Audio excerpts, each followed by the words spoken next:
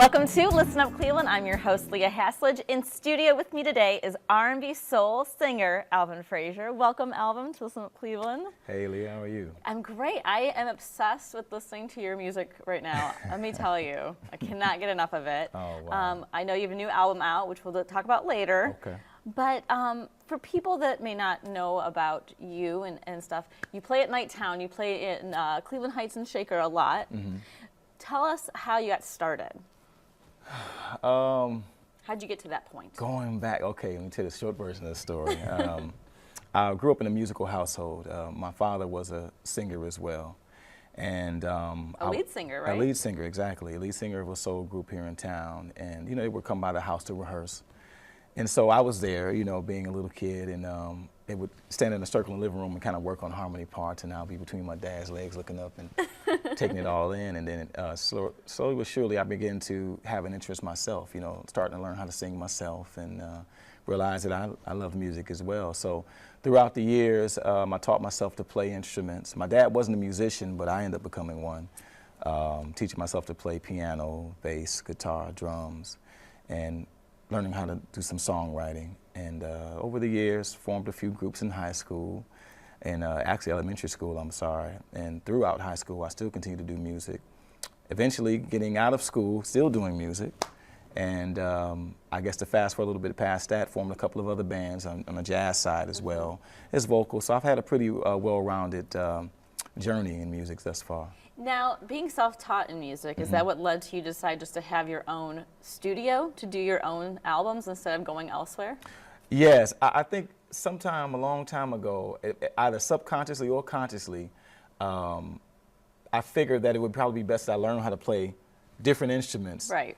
Because I didn't know then as a child that one day that I would have my own studio yet, but it came in handy because as musicians, we have very demanding schedules. And sometimes you just can't get everybody together. Right. But learning how to play more than one instrument gave me the opportunity to be able to record the parts on my own. And when I began to get my own studio, probably I got my first real piece of recording equipment when I was about 15. Oh, wow. I begged my mom, I begged my mother, like, okay, it's a multi-track recorder, please, please. I don't want a game system. I want this for my birthday. So my mom bought it for me, and that was kind of like when I began my career of having my own recording studio equipment. So you were serious early on. Very serious early on. Now, with playing different instruments, is that what led to you to get involved in these other groups? Because you have the Joshua Trio, the Concept, you have the a cappella group. Yes, at one point, I guess I had done a lot of singing most of my life, and I got to a point maybe about 12 years ago that I wanted to get into more jazz, get into more instrumental music. So I formed my first group then, was a group called In This Image, which is kind of like an inspirational jazz group. And then we did that for about 2 or 3 years. And I formed the Joshua Trio, which was a little bit more of a sophisticated group. And that really was where I was able to expand my musical abilities on the jazz end.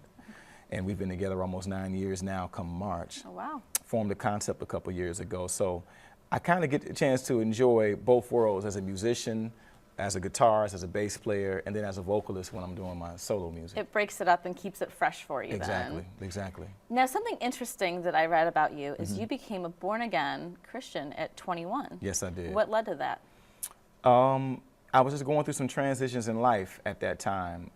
Didn't really grow up in church coming up. Went to Catholic school, but not really so much. You know, church here and there, Easter, you know, special occasion things, and kind of went through the tough knucklehead stage in junior high school, and got to high school early years and realized that I was just searching for something more, that I felt like my life had more purpose than the things I was getting into at that time. And so I kind of started looking for some spiritual enlightenment. Well, I was on another path for going towards the direction of another faith, and then the Lord began to call me. And of course, I had fought it for a while. And as a result of that, I took some hard knocks to get my attention. But he did get my attention at the end. And then I gave my life to the Lord on New Year's Eve of '95. Wow. Yeah. So faith then does play a huge role in your music now. Yes. Because you have Love and Faith Volumes 1 and now Volume 2. So what led to that then? Well, interestingly enough, when I got saved in 1995, I was writing a lot of contemporary gospel music. and enjoying that. I was really having a great time with that. And I had written a couple of songs that kind of didn't fit the other music I was doing. They were dealing with kind of like love relationships, but still had a faith element. And at that time in the 90s, I'm like, okay, this is crazy, because I've always been a lover of R&B soul, because I grew up on that. But I was kind of torn, like, okay, well, I'm doing music on this side now, but I still would write a few R&B songs here and there that I would want to get out to some other artists. But it was like, well, I like to sing about love as well. So I kind of just pushed that to the back of my mind and continued to do what I was doing. But eventually I got the vision to go with the love and faith. And I wasn't initially planning to do an album of my own as a solo artist, because I was always a part of a group, and I was always kind of shy, even though I might have been a lead singer, but just like your name on the marquee or your name, I didn't feel like I was ready for that. But the time came, the vision for that album came about. I had 2 songs that I had written about 6 years before that I put aside that kind of really started that whole movement. All right, well, when we come back to Listen Up Cleveland, we're going to learn more about Alvin Frazier and the love side of love and faith. So stay tuned right here on Listen Up Cleveland.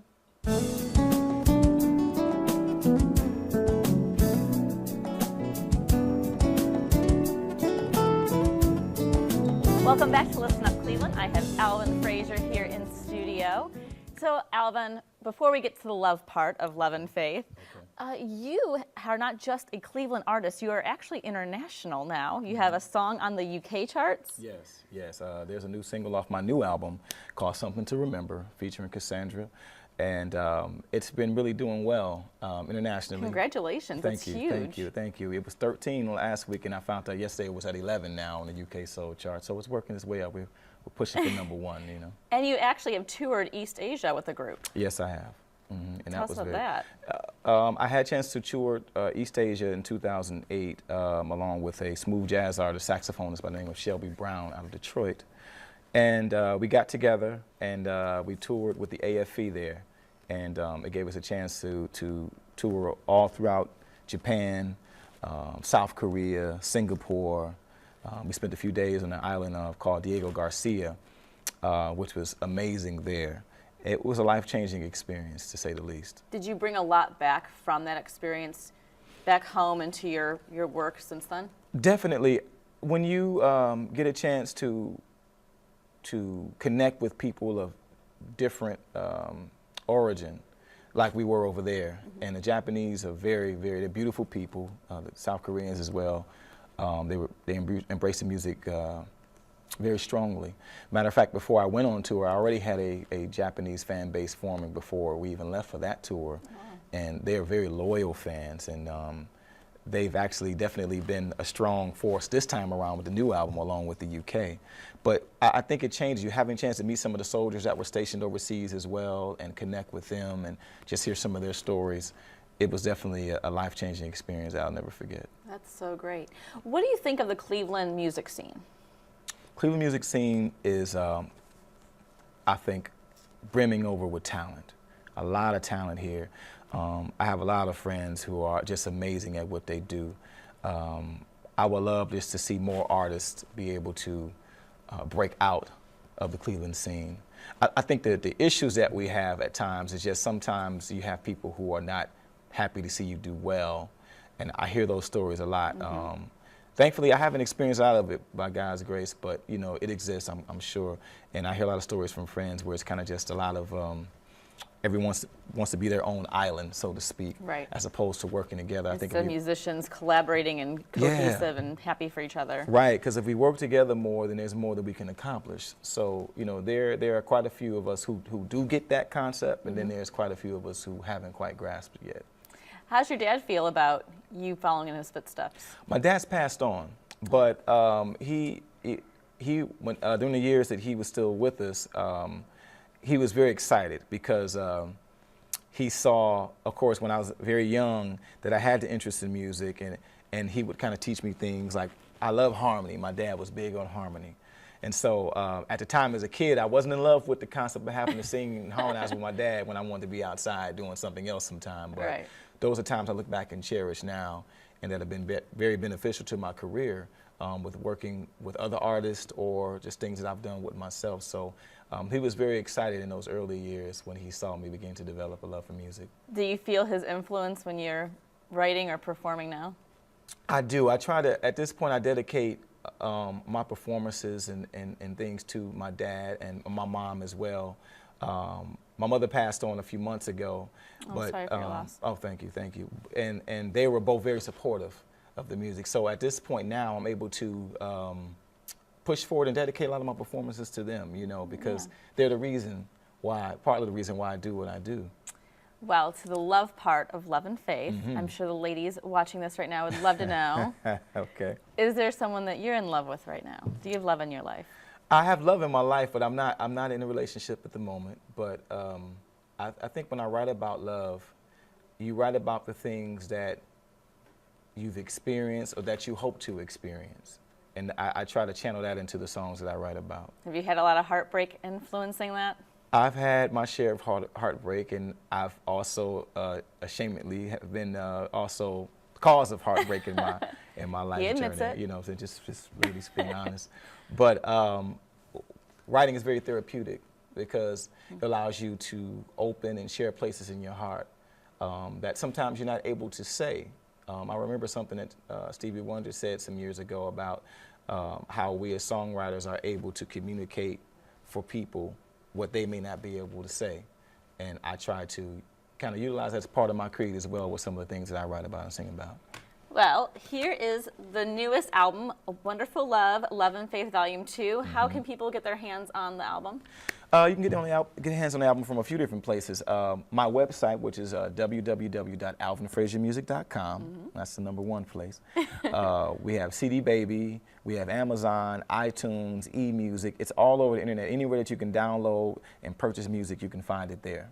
Very good. All right. Well, you're going to play a little something for us on our way out. Sure, I think I can do that. And when we come back, thank you so much, first of all, for being here. It's been such a pleasure having you in the studio. Well, thank you for having me. I enjoyed myself. Thank you. When we come back to Listen Up Cleveland, I'm going to take you to a very amazing, awesome, can't talk more about it, downtown boutique that has anything and everything Cleveland that you would want to get. So stick around right here for more of Listen Up Cleveland here on TV 20.